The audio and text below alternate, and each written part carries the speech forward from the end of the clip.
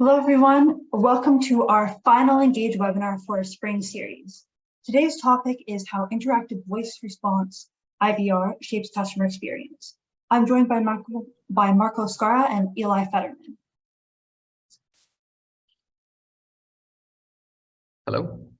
Here we are for our exciting topic. Marco, would you Sorry, like I missed my cue there. Apologies.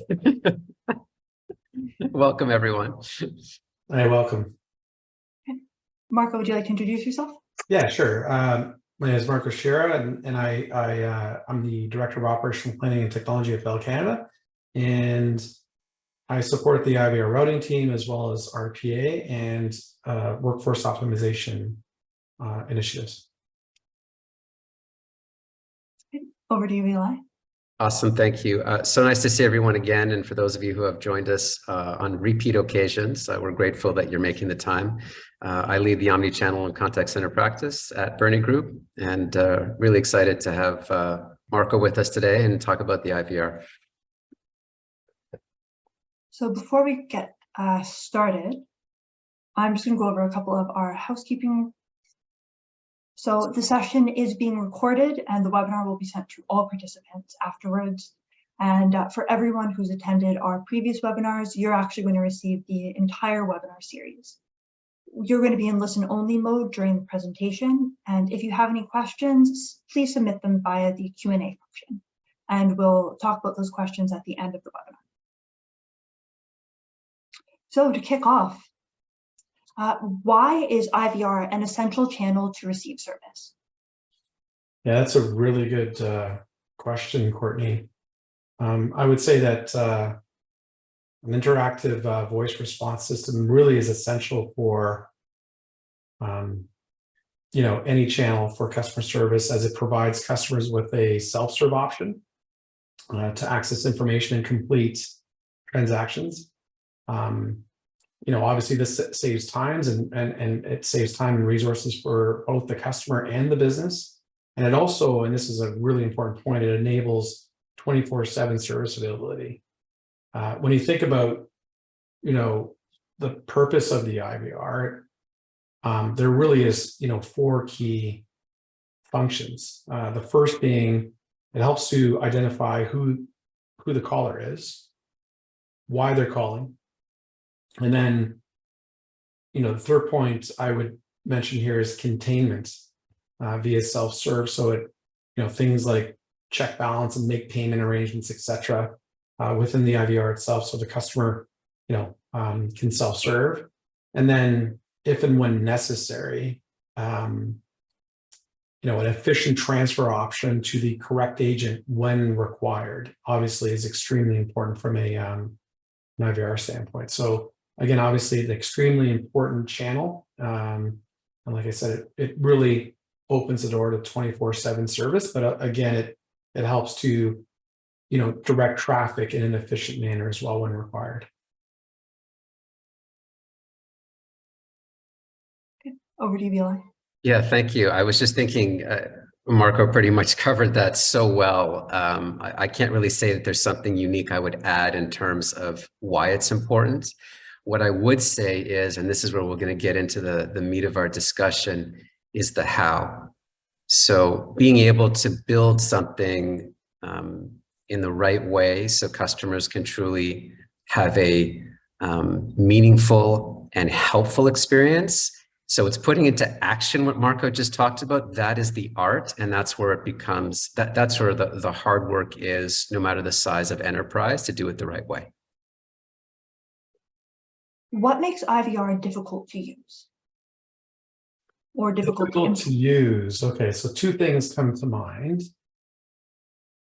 The first thing is the voice recognition technology may not always accurately interpret the customer's voice commands. I'm sure we've all experienced that. And secondly, there may be too many options presented to the customer. And so I think we've all experienced the IVR trees that seem to go on forever. I think the best approach from an IVR standpoint is to keep it as simple as possible. I think those are the top 2. And if I think about any other issues, I think actually the IVR menu structure, again, really sort of like harping on that point, may not be intuitive and easy to navigate. And that could lead to frustration from a customer standpoint. Yeah, and Marco, I would add that the thing that I've seen so often is you get into an IVR, whether it's through touch tone or speech, or maybe someone's really progressive and they've engaged with natural language processing. And the reality is it's really just a precursor to speak to a person. And if you can't do that easily, whether it's by something you say or the company proactively offering you that option, in my experience, that has been a major frustration point for many customers when they're interacting with an IVR. So Yes. I would absolutely add that layer. Yeah, totally agree. So building yeah. on. Oh, I'm sorry. Sorry, you can continue. No, I was just gonna building on something else Marco said in terms of getting lost. So something that I've talked about with our clients is when you think about building an IVR, it doesn't matter how big, deep, wide it has to be. Think about not having ever more than 3 or 4 options in any given place. And in this case, that's more traditional for speech and touch tone. If it's natural language, you're not really having options. You're just having a discussion that's going to get you to the right place to do the right thing.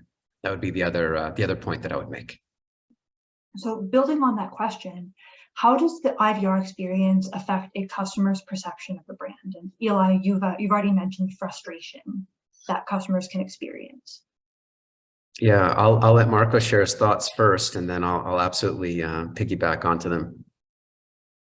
Yeah, I would say that it can definitely have a significant impact on the customer's perception or of the brand itself.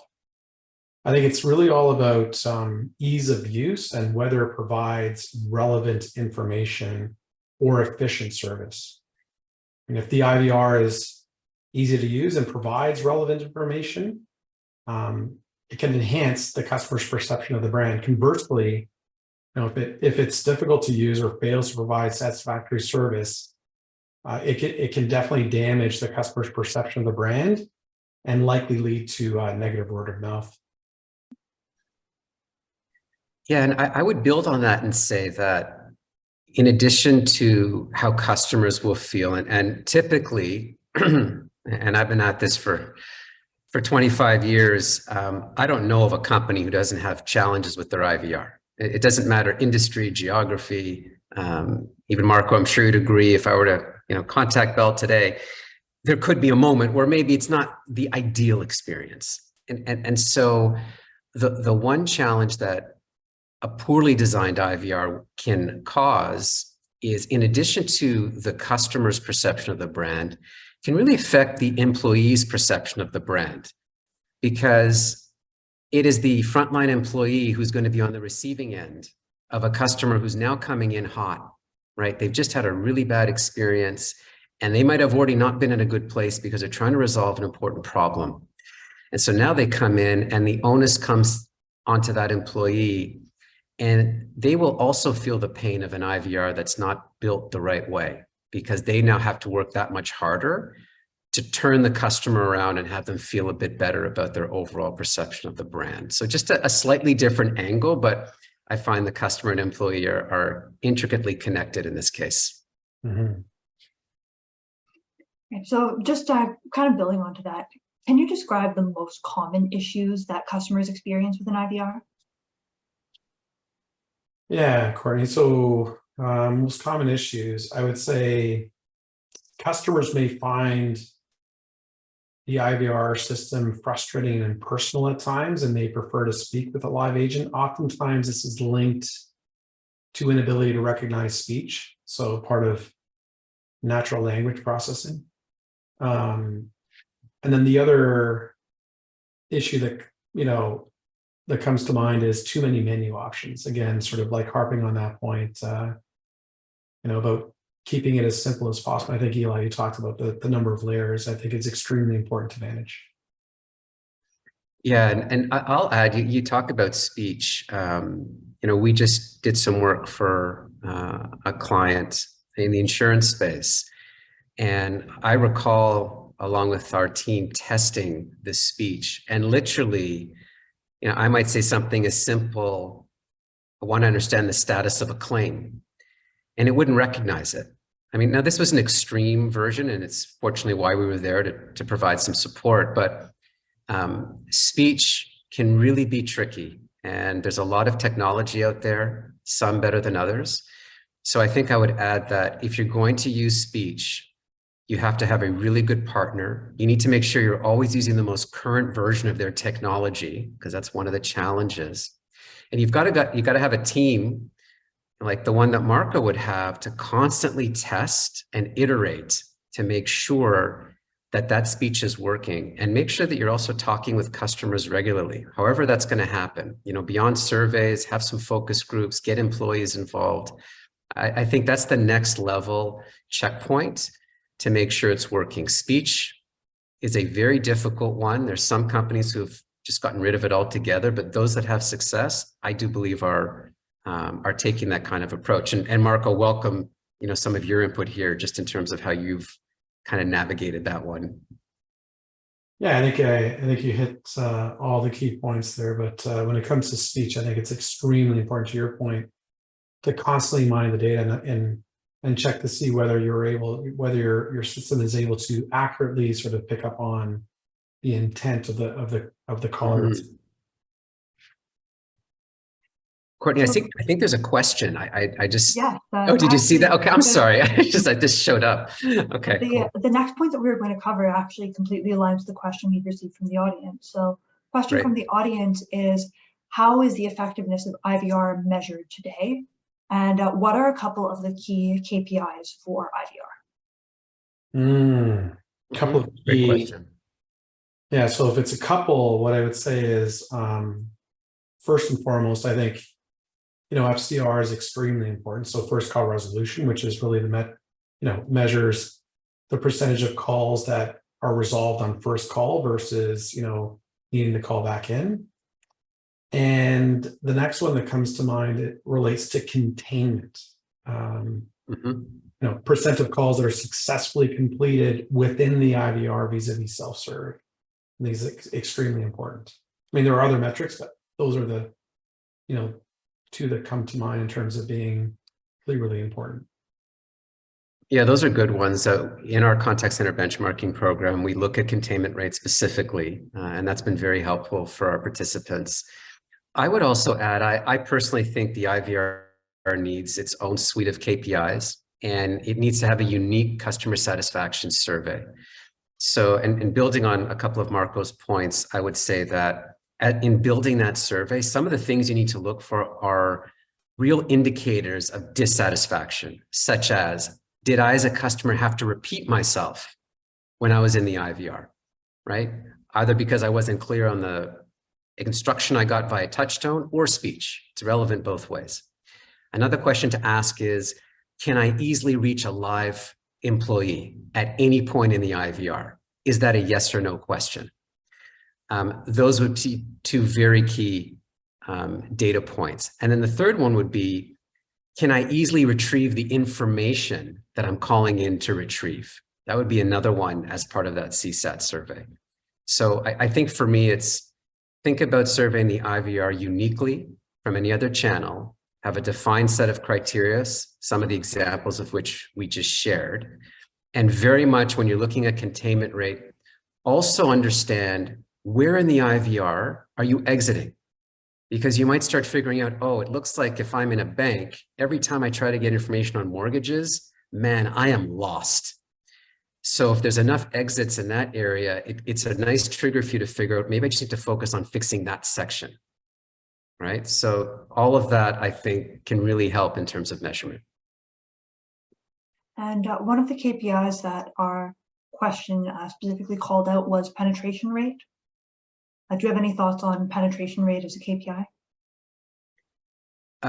Penetration in terms of just percent of customers that use the IVR? Just for, that question's coming from the audience? Yes, it is. Okay, whoever's asked that question, if you can please clarify, I just want to be sure that we're clear. Yes. Okay.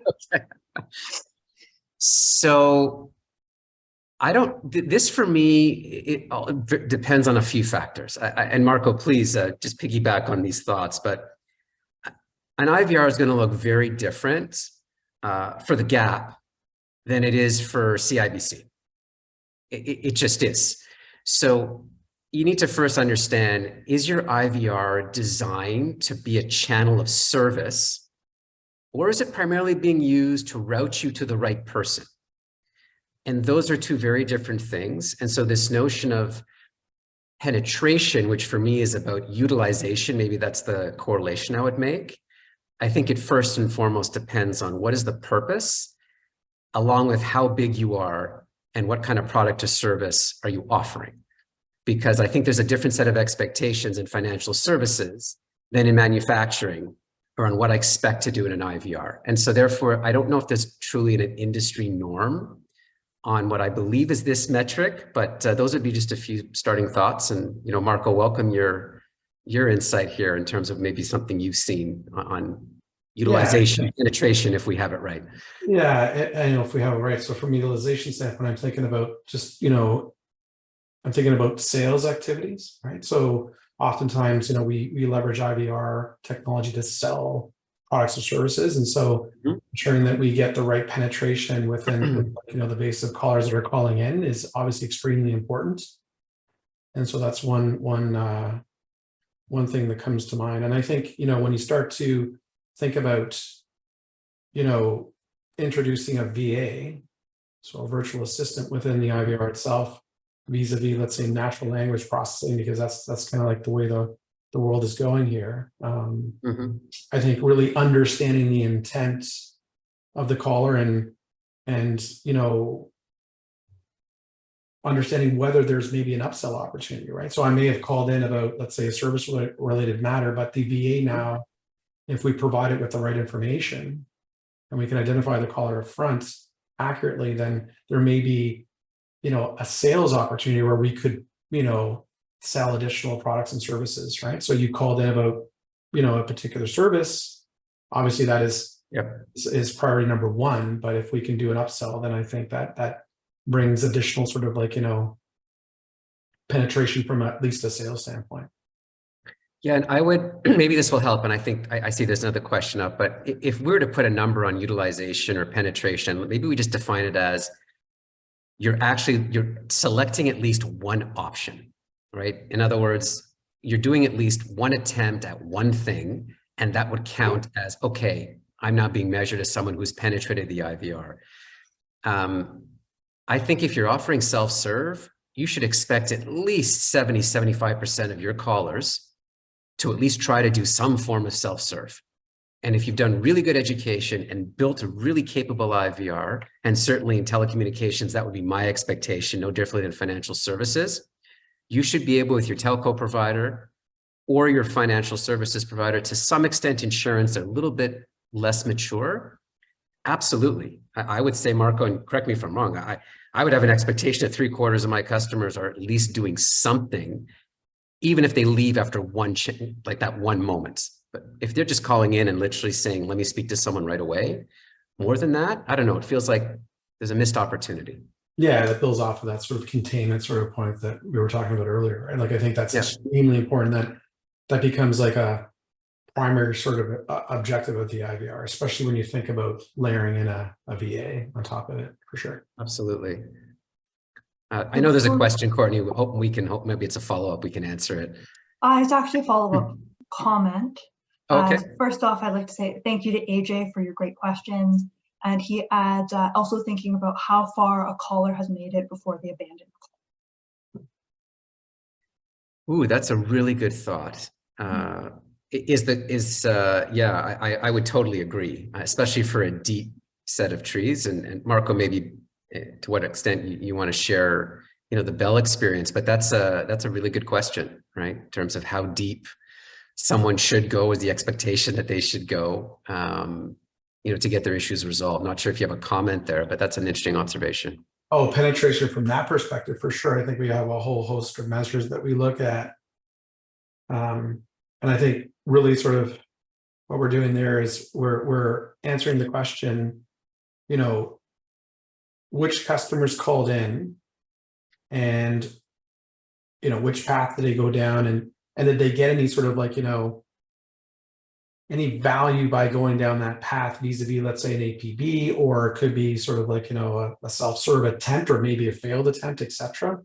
And from there, if the customer abandoned, did not request to speak to an agent, so there was no transfer out to a queue.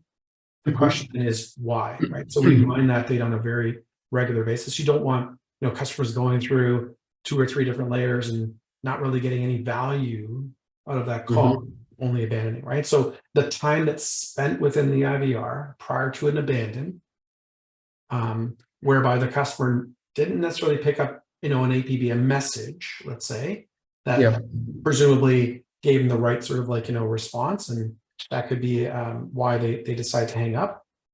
Or maybe a self-serve option is something that we look into and on a fairly regular basis. And the idea there being you want to eliminate as many of those interactions as possible, right? Because Absolutely. that for sure is a sign of dissatisfaction. Yeah, that's great. So changing speed a little bit, what is the most exciting technology IVRs are using to improve the experience? The most exciting technology, I would say, likely is natural language processing, I would say. Really, NLP enables the IVR to understand and interpret the customer's voice commands. And I would say, obviously, more accurately. And it should, in theory, make the IVR experience more intuitive and efficient. And when you think about it, without NLP, a VA or a virtual agent may be limited to, responding to a fixed set of commands or prompts, and it may not necessarily get it right all the time. So I think, obviously, NLP, from my perspective, is top of the list. Yeah, I mean, I totally agree. I think here's where a number of clients and colleagues I'm speaking to in the industry, everyone's at least considering where does NLP fit on their roadmap if they're not already going down the path. I think about the most advanced forms of NLP. I mean, we think about Alexa and Siri and Google, but ultimately the one element that I would add is in order for this to work and work really well, it needs to mirror a more human interaction. I think so. As Marco talks about, those fixed responses versus a flow and having, building something, that cadence is all about mirroring the most human-like interaction possible. And that's the difference between, at least in my eyes, NLP and speech, and it's making it more mature. And the other thing that I would add is there's a real link to chat, right? So Marco talks about the virtual assistant, and you can incorporate both artificial intelligence and machine learning to couple with NLP and integrate 2 channels very effectively in terms of chat and IVR, and really start to move into a more of an omni-channel environment. That for me is the real future state, and that's a very hot discussion topic in the space. Marco, happy to hear a bit more on your context there. I think you hit all the key points. I mean, when I think about, NLP and IVR and that, that voice response, what will be key in terms of, success, especially over the next 3 years, especially when you think about it in the context of OpenAI and all of that, really neat stuff coming down the pipe, is, can you make it more natural, right? Like you don't want that unnatural pause where, the system is sort of like attempting processing. Exactly. The processing time is, it's got to be natural. It can't be too quick, and it can't take a long time. I mean, if it does take a long time, and, as humans, we pick up on that very, very quickly. It also can't sound robotic. I mean, it needs to be, quite natural. So I think that's going to be extremely important. And I think when you think about, the future in NLP, and again, just sort of like, plugging in this whole OpenAI bit, the IVR the next couple of 3 years, I think, is going to have an opportunity to sort of like, reinvent itself, right? So customers, could decide to speak in their own language. It doesn't necessarily need to be, English and or French. Correct. Yeah. Technology now has evolved to the point where, you could essentially, speak whatever language you would like and get that response, instantly. So I think, these technologies, I think is something that likely is, if done correctly, if we do it right, it can definitely be a competitive advantage for sure. Yeah, I would agree. The one thing I would share with our audience is, even in light of the very sexy technology, please don't lose sight of the core fundamentals when it comes to ultimately what is a customer trying to do in the IVR. And they still have the expectation of simple and easy to do business with doesn't go away. So it still needs the same diligence, the same approach, the same testing, the same iteration, focus groups. It just requires that level of depth and focus in any company. Obviously, a larger one with more complex self-serve capability requires more. But that, for me, is where the break often is. It's on all those fronts. So, even if you move away from not thinking about how many options you have, wide and deep, you still have capabilities, and the more capabilities you're asking this NLP bot to do, the more difficult it becomes. So it does require a lot of discipline and diligence on that front. So for our final topic, before we wrap up, what is the key to optimizing IVR for the better? I think we probably I feel like we probably hit that. Yeah. But I think, analyzing the IVR's performance, I think, and looking at the customer feedback is extremely important. And I think going back to the question, penetration, now that I would think about it, obviously, it's a no-brainer, extremely important as well too, right? So, it's important to understand which menu options are not being used. If they're not being used, then, to Eli's point, keep it simple. Look to get rid of it. There's no reason to have, hundreds and hundreds of flows when, a more manageable number would be considered more appropriate. Yeah. I would just add, if you're going to do one thing, regardless of whether it's touch tone, speech, even NLP, try to find that right balance between, I really want our customer to have an experience here, both because it's going to be helpful for them and more efficient for us. But please keep in mind that if a customer needs to speak to someone, try to make it as easy as possible. It's not always an easy question to answer. It's a balance of cost and customer. But if you're a customer first company, then you need to make it easy for that customer to get out, no matter how you approach it. So that'd just be the one thing that you can think about tomorrow.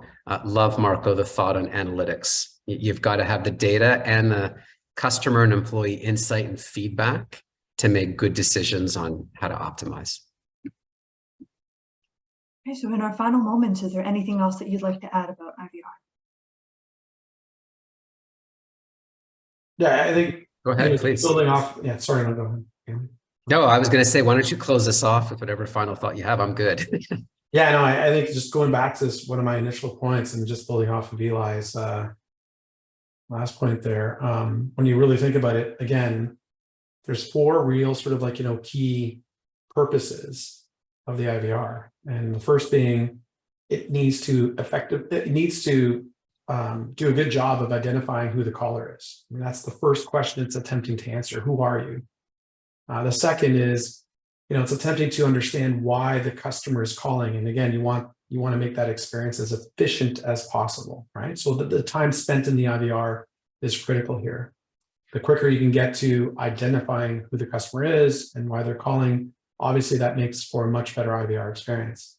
And then, of course, then you have containment. Before we even think about sending the call to an agent, you want to present the customer with the appropriate self-serve options. And of course, then, the last point here, obviously extremely important. I think, Eli, you talked about it, many times over, but an efficient transfer option to the correct agent is extremely important, especially if, as an example, you identified, preferred customer right up front, or, an important caller that potentially maybe, based on analytics has a good chance of churning. It'll be important to send that caller if and when they do need to speak to somebody, to the correct agent, as efficiently as possible. Good thoughts. Thank you so much. Great. Marco, thank you so much for joining us. And Eli, thank you for all of your great thoughts throughout our Engage webinar series. Of course, thanks to everyone who joined us today and throughout the series. Keep an eye out for when we share all of our videos and insights from Engage. And we hope to see you again when we relaunch the series in the fall. All Bye, right. everyone. Thanks. Thank you so much, everyone. Thanks, Marco. Have a great day. All right. Take care. Thanks. Bye.